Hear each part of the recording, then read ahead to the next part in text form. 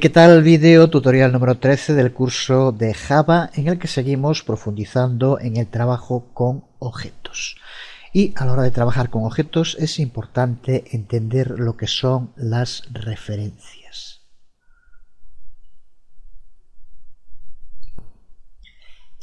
Cuando hablamos de referencias a objetos hablamos de direcciones en la memoria.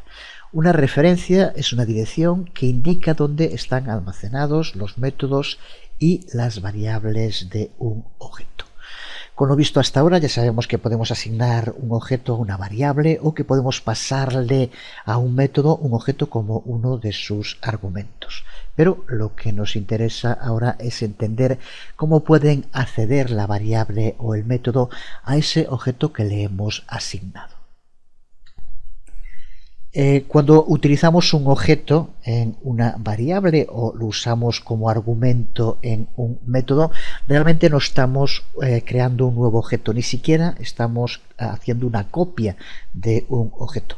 En su lugar, lo que estamos son usando referencias a esos objetos.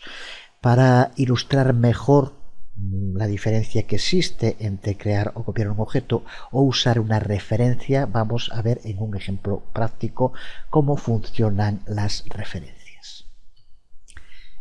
Vamos a hacerlo utilizando una clase que ya conocemos, la clase point. Hacemos un import y vamos a crear una clase a la que llamamos, por ejemplo, probar referencias y creamos el método main. A continuación vamos a crear dos variables del tipo point, a que vamos a llamar por ejemplo pt1 y pt2. A continuación vamos a crear un nuevo objeto de la clase point, a la que vamos a pasarle unos valores x, y que vamos a guardar en la variable pt1. De nuevo, nada nuevo hasta aquí. Es ahora aquí donde vamos a incluir la diferencia, porque vamos a guardar en la variable pt2 una referencia a el objeto que hemos almacenado en pt1. Lo hacemos simplemente poniendo pt2 igual a pt1. Observa que no creamos un nuevo objeto point para pt2, sino que lo hacemos igual a pt1. Aquí es donde creamos la referencia a pt1. De momento está claro que si imprimimos en pantalla el valor que tiene pt1 y pt2 nos devolverá exactamente los mismos valores 100, 100, que son los que aquí pasamos.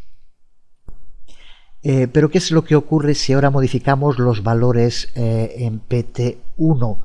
Podemos darle un valor x y un valor y a pt1, por ejemplo, de este modo. Tenemos ahora valores x e y de 200 en pt1. ¿Qué pasa con pt2? Si hubiéramos creado un nuevo objeto en pt2 tendría sus valores. Si hubiéramos copiado el valor de pt1 en pt2 sería independiente a partir de aquí y por tanto esta modificación no afectaría a pt2.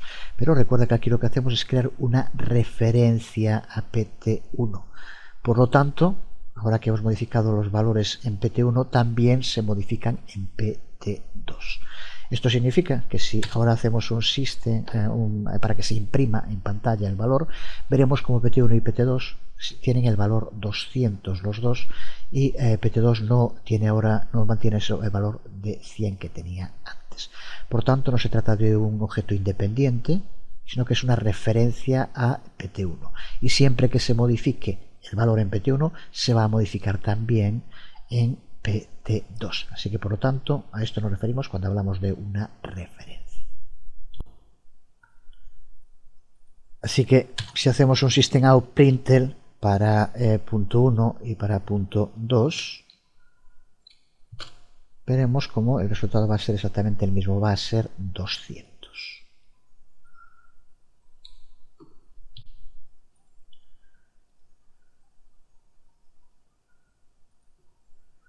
Aquí vemos la salida, 200.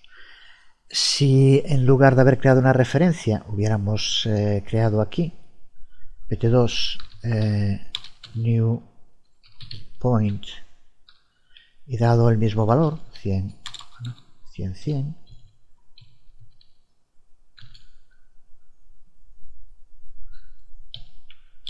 Si ahora ejecutamos, está claro que los valores ahora van a ser distintos. PT2 seguirá manteniendo el valor 100-100 porque no se cambia y es un objeto distinto de PT1. Observa cómo ahora los valores se mantienen así. Por tanto, creo que de este modo tiene que quedar clara cuál es la diferencia entre crear un nuevo objeto, copiar un objeto y incluir una referencia a un objeto.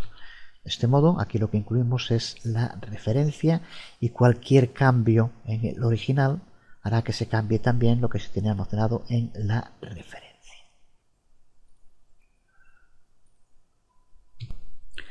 Este tipo de referencias en Java se convierten en particularmente importantes cuando pasamos objetos como argumentos dentro de métodos, con lo que seguiremos trabajando muy pronto. En Java no existen punteros explícitos como hay en C o en C++, pero usando referencias y arrays, Java puede ofrecernos la mayor parte de las capacidades de los punteros sin muchos de los inconvenientes que tiene el uso de esos punteros.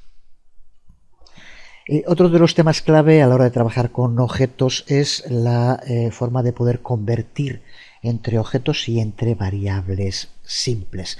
Se trata de una de las tareas más comunes que llevamos a cabo en un lenguaje como Java y que es conocido como hacer casting.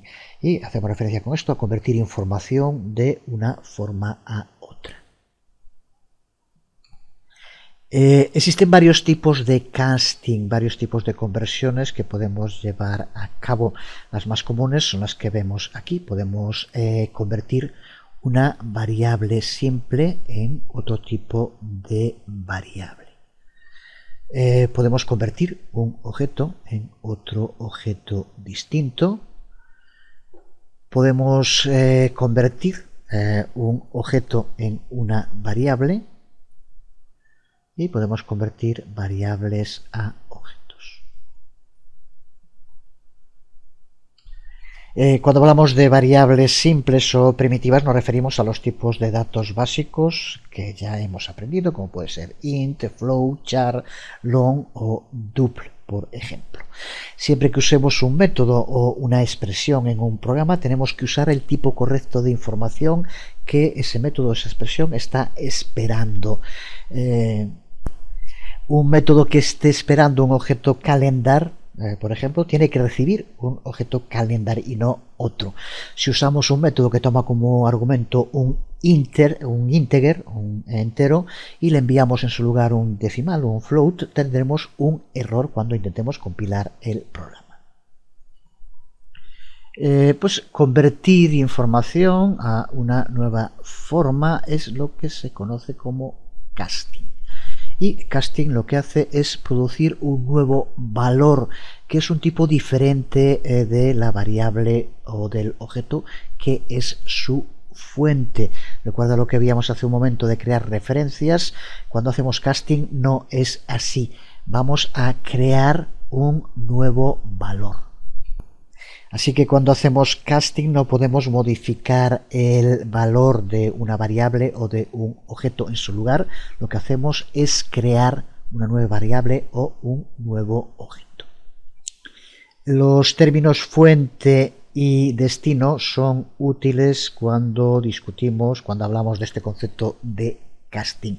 La fuente es algún tipo de información en su forma original, puede ser una variable o puede ser un objeto, y el destino es la versión convertida de la fuente en un nuevo formato. Vamos a empezar viendo cómo podemos llevar a cabo casting de variables simples. En este tipo de variables el casting suele ocurrir en la mayoría de las ocasiones entre variables numéricas, como puede ser por ejemplo de números enteros a decimales. Hay un tipo de variable que no puede ser usado en ningún casting, que son los valores booleanos. un valor booleano, como ya sabemos, solo puede ser verdadero y falso y no puede convertirse a otros formatos. Para hacer casting de una información a un nuevo formato, lo que tenemos que hacer es precederlo con el nuevo formato rodeado por paréntesis. Aquí podemos ver un ejemplo. Tenemos en el origen, en la fuente, un float y lo convertimos en un integer, un int, al que llamamos aquí destino. Como vemos, para convertirlo tenemos que poner el nuevo formato entre paréntesis antes de la variable a convertir.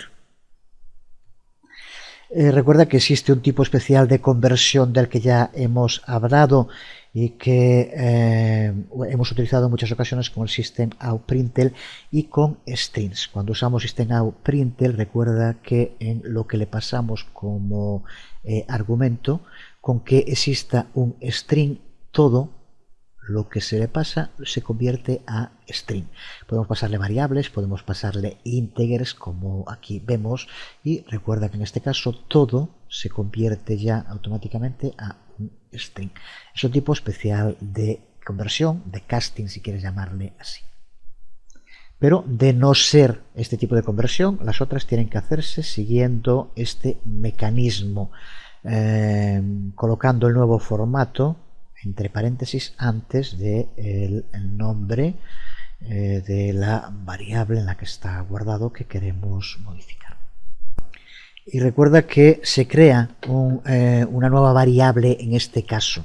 Aquí, después de hacer esto, seguirá existiendo una variable de tipo float llamada fuente y aparecerá una nueva variable de tipo integer llamada destino, en la cual se convertirá el valor del float fuente a un valor integer en esta nueva variable. El sistema es sencillo, pero no siempre es posible. Nos podemos encontrar con dos situaciones cuando llevamos a cabo un casting y que tiene que ver con la capacidad de almacenamiento de las distintas variables. Cuando nos encontramos con un casting de variables en el que el destino contiene valores más largos que la fuente, el valor se convierte fácilmente. Por poner un ejemplo, cuando un byte es casting, hacemos un cast para convertirlo en un integer. Como ya sabemos perfectamente, un byte puede tener valores que van de 128 a menos 127, mientras que un integer contiene valores de 2,1 mil millones a menos 2,1 mil millones. Por tanto, no importa el valor que tenga byte, cuando lo convertimos a un integer va a tener espacio de sobra para poder llevar a cabo esta conversión. Esto hace que incluso a veces podamos usar una variable en un formato diferente sin necesidad de tener que hacer casting. Es lo que se conoce como casting implícito y suele ser siempre en esas ocasiones en el que el destino tiene una capacidad de almacenamiento muy superior a la fuente. Así, por ejemplo, las variables char podemos usarlas como si fueran variables int, las variables int también como si fueran variables long, o las long como si fueran dub. Los casos en que la fuente y el destino, siempre el destino tiene una capacidad de almacenamiento mayor que la fuente y por tanto nunca nos vamos a encontrar con problemas. El problema se plantea cuando la conversión es al contrario de una variable que puede contener más cantidad de información a otra que puede contener menos. Por ejemplo, convertir un long a un integer o, como el ejemplo que vemos aquí en pantalla, convertir un integer a un byte. Cuando estamos convirtiendo información de un tipo variable que podemos llamar mayor, con mayor espacio, a un tipo más pequeño, entonces tenemos que hacer lo que se denomina un casting explícito.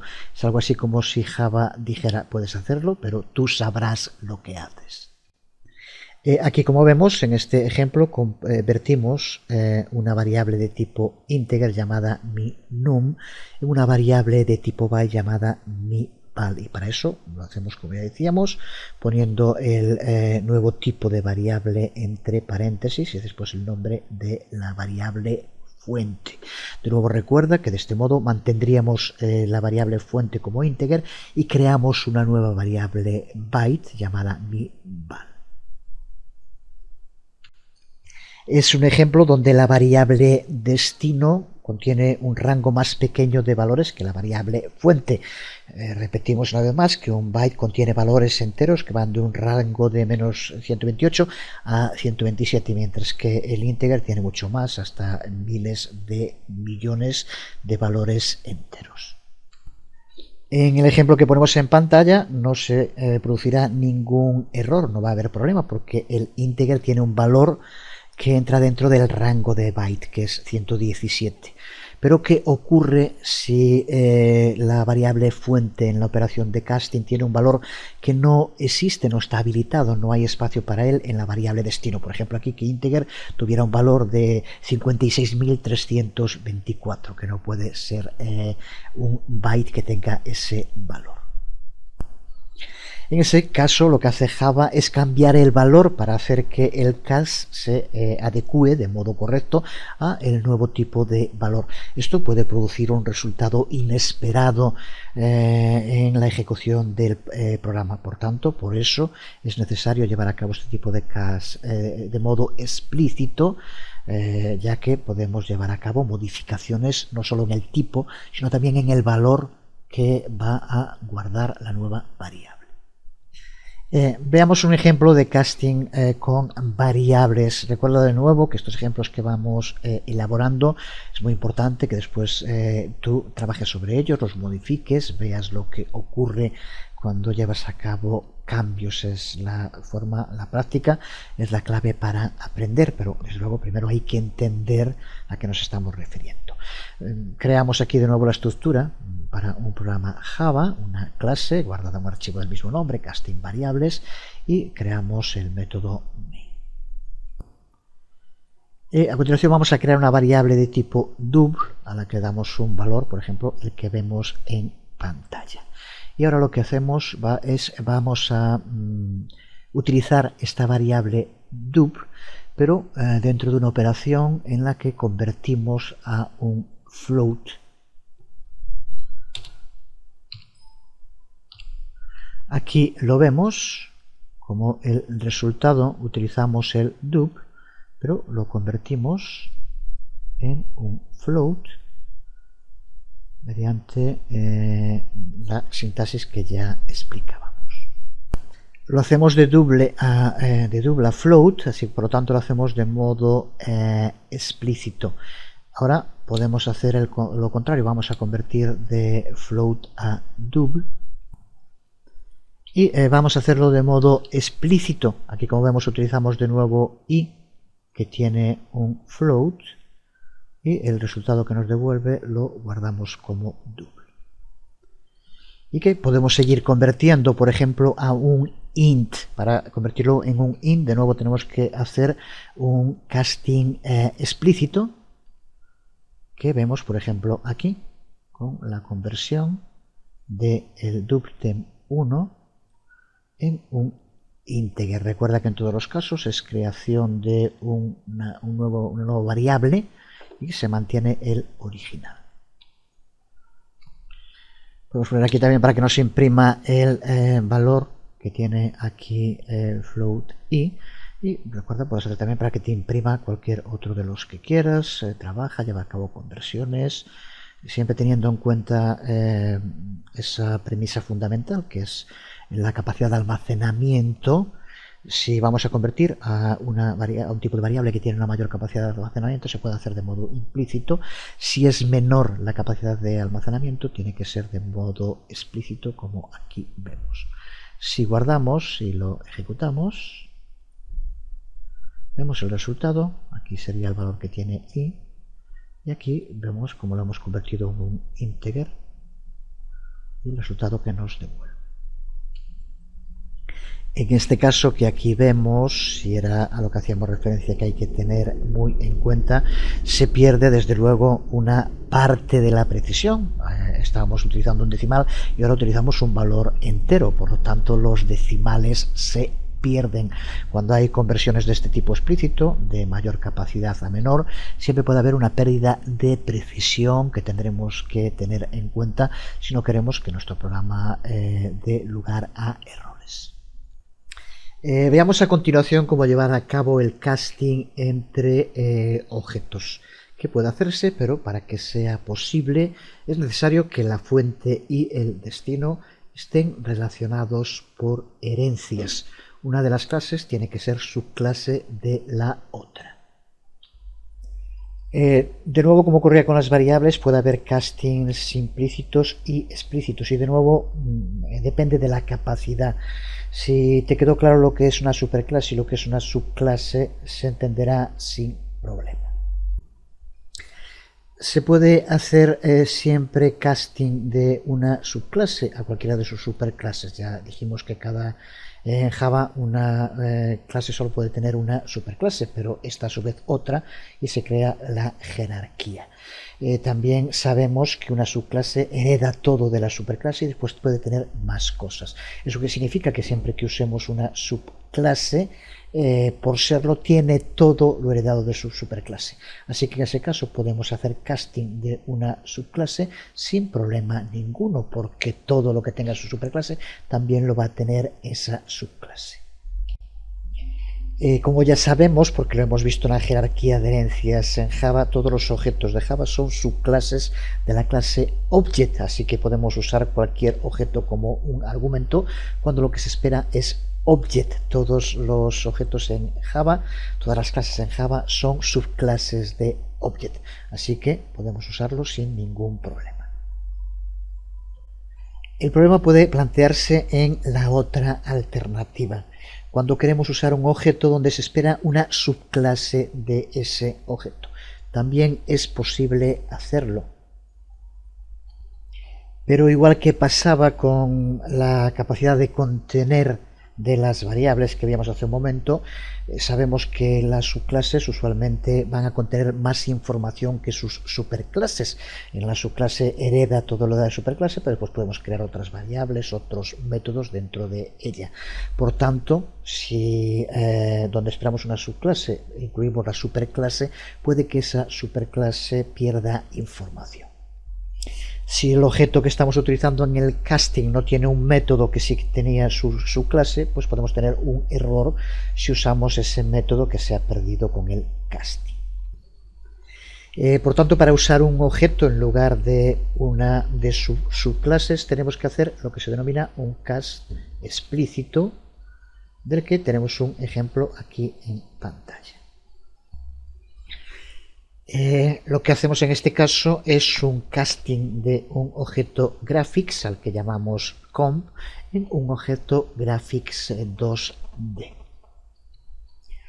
Ya hemos visto, por tanto, cómo hacer casting entre variables primitivas. Hemos visto cómo hacer casting entre objetos. Vamos a ver ahora cómo podemos hacer casting entre variables primitivas a objetos y viceversa. Para empezar, hay que decir que no se puede hacer casting de un objeto a una variable primitiva o de una variable primitiva a un objeto. Por tanto, no habría nada más que decir, pero sí que hay bastante más que decir, porque en Java se ha buscado una alternativa a esto, que es la existencia de clases en Java para cada tipo de variable primitiva. Vemos aquí un resumen de esas clases de Java. Cada una de ellas coincide con uno de los tipos de variables primitivas que ya hemos visto. Aquí podemos ver la clase boolean, byte, character, double, float, integer, long y short. Todas estas clases, como podemos ver aquí, empiezan por mayúscula porque son objetos, no son tipos de variables primitivas. Y usando métodos definidos en cada una de estas clases podemos crear un objeto usando un valor de variable como un argumento. Así, con esta primera declaración que aquí vemos, lo que hacemos es crear un objeto integer con el valor 1, 2, 3, 4, un objeto de la clase integer. Y a partir de ese momento podemos usar este objeto como cualquier otro objeto.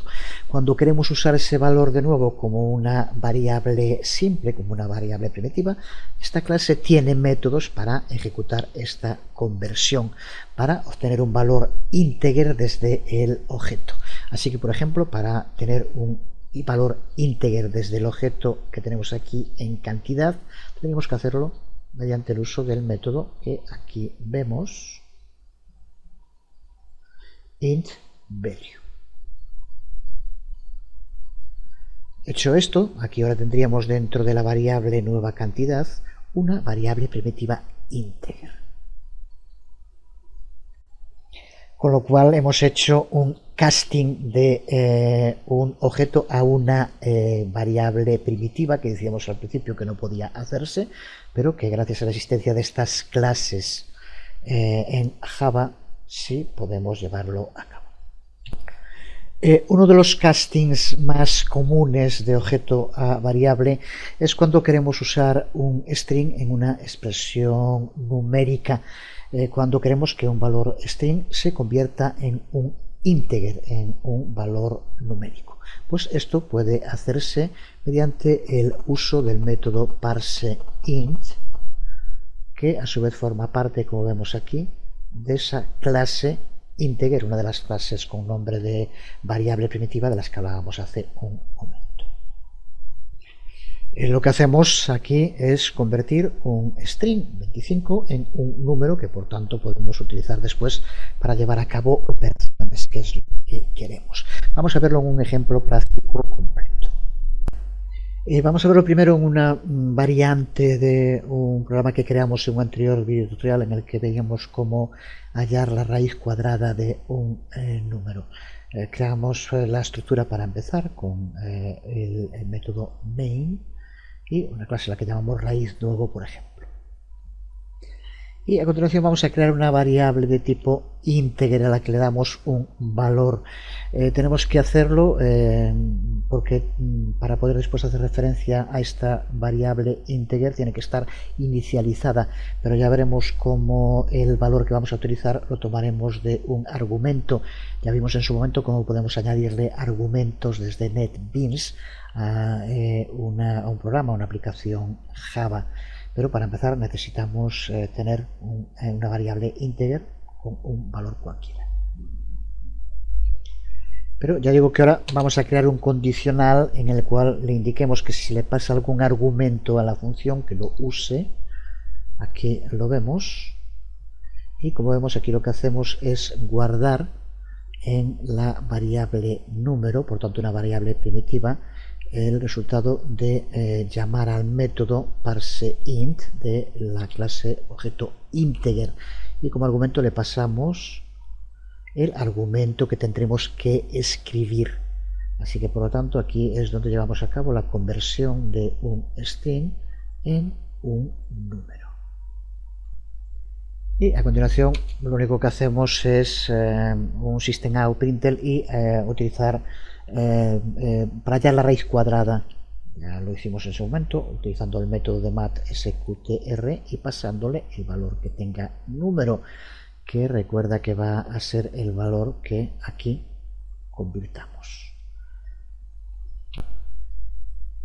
Para hacerlo, recuerda, porque también ya lo hicimos en un anterior video tutorial, pulsa en el menú Run en NetBeans y pulsa en Set Project Configuration, y en lugar de la configuración por defecto pulsa en Personalizar.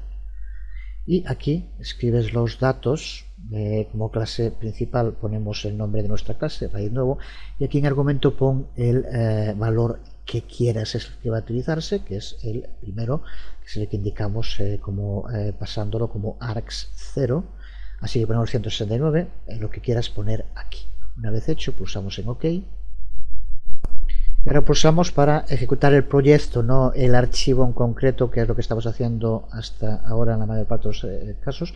Aquí queremos que ejecute el proyecto para que tome el argumento, como dijimos. Pulsamos y observa como aquí lleva a cabo la conversión de un string, el que se le pasa como args0, mediante el uso del método parseInt del objeto integer, lo convierte en un número y podemos llevar a cabo operaciones, que es lo que hacemos aquí, en este caso en esta parte.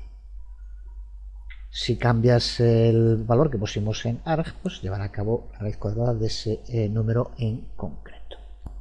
Desde luego que este programa estaría mucho mejor si esta operación la lleváramos a cabo a partir de un número que escribiera el usuario. Pues con lo que llevamos aprendido de momento ya estamos en condiciones de poder hacerlo. Recuerda que ya creamos un programa que tomaba la información que escribía el usuario y llevaba a cabo alguna operación con ella. Pues aquí es el momento en el cual hay que empezar a demostrar las dotes que vamos adquiriendo en nuestro dominio de un lenguaje de programación. Y en gran medida escribir código de programación va a ser esto: encontrarte con una situación, un problema, cómo lo puedo resolver, recordar trozos de código que has utilizado y ver el modo de readaptarlos. No siempre es así, pero en muchísimas ocasiones es así. Es una de las grandes claves para poder escribir código, saber reutilizar código ya utilizado.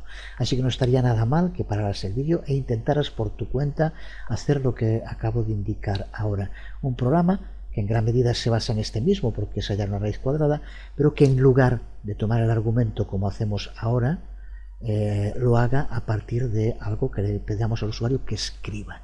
Y te repito que hemos hecho ya en otro de los programas utilizados ya en este curso eso, así que sería cosa de pararse, buscar la información, recordar e intentar llevarlo a cabo. El programa en concreto es este que aquí vemos como ASCII Java, en el que si lo ejecutábamos nos pedía que escribiéramos un char, un carácter, y como vemos nos devolvía el valor ASCII de ese carácter. La operación que se llevará a cabo no tiene nada que ver, pero parte del código sí que nos interesa en este caso. Aquí mediante el uso de buffReadLine es donde llevamos a cabo esta recuperación de la información escrita por el usuario en el teclado. Vamos allá con esta nueva reescritura. Vamos a llamarle por ejemplo raíz nuevo 2 Java, y para empezar tenemos que importar la clase que nos va a permitir usar los métodos para leer lo que el usuario escriba en el teclado.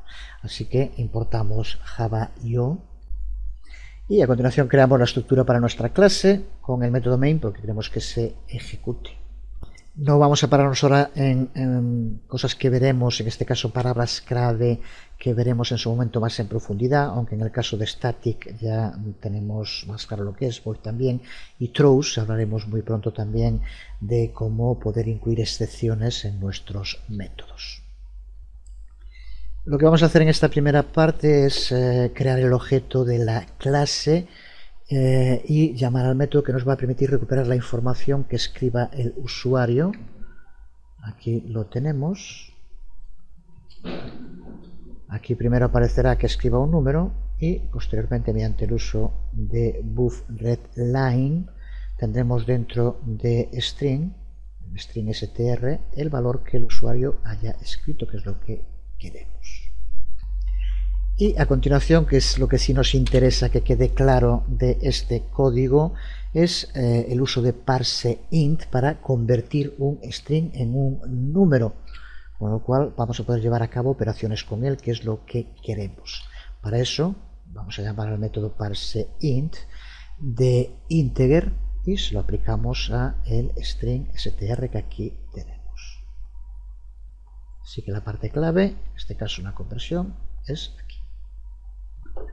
Así que creo que el código tiene que estar claro. Le pedimos al usuario que escriba un número, lo recuperamos y guardamos en un string de nombre str y lo convertimos mediante el uso del objeto integer, un método de ese objeto parseInt. Convertimos el string en un número para poder llevar a cabo operaciones, que es lo que hacemos ahora con el código que ya veíamos hace un momento para hallar la raíz cuadrada. ¿Qué es lo que hacemos en esta parte? Como vemos, utilizamos exactamente lo mismo de antes. Aquí aparecerá conversión, el valor que tenga, y aquí llevará a cabo la operación con mat sqrt, con lo cual tendremos la raíz cuadrada. Si lo guardamos y ejecutamos este archivo, raíz nuevo 2, nos va a pedir que escribamos un número. Recuerda que de momento escribimos un string, vamos a poner por ejemplo 25, bueno 35 da igual que salga, y observa cómo aquí lleva a cabo la operación. La raíz cuadrada de 25 es y el resultado que nos devuelve.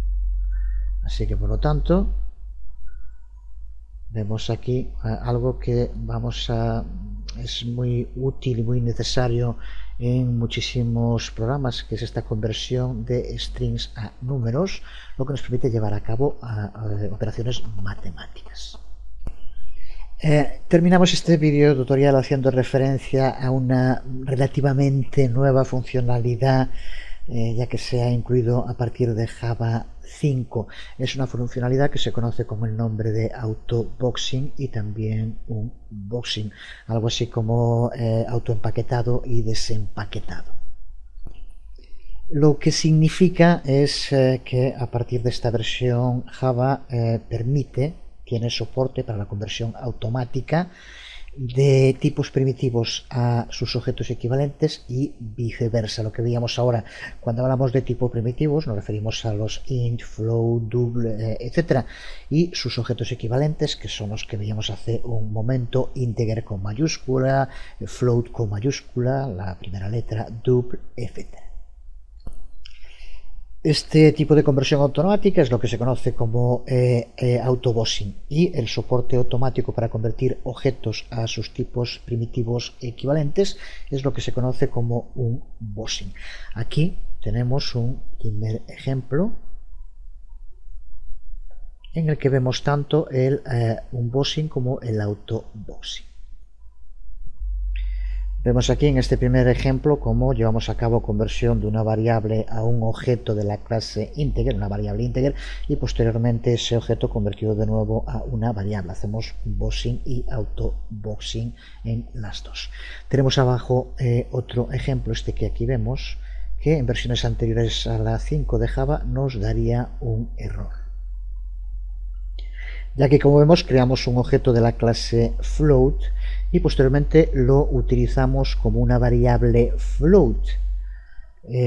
Ahora, gracias a esta conversión automática que se lleva a cabo en la sala de máquinas de Java, sin que nosotros tengamos que preocuparnos, funcionará de modo correcto. No estaría nada mal que convirtieras estas dos líneas de código en un programa ejecutable de modo muy sencillo y vieras el funcionamiento. Practicar, repito una vez más, que es la clave para llegar a dominar prácticamente todo en la vida y desde luego los lenguajes de programación. Quedamos aquí, seguimos profundizando en el trabajo con clases, objetos, métodos. Será a lo que dediquemos también el próximo vídeo tutorial, que espero que sea muy pronto. De momento, por hoy nada más. Os habló Jesús Conde. Nos vemos.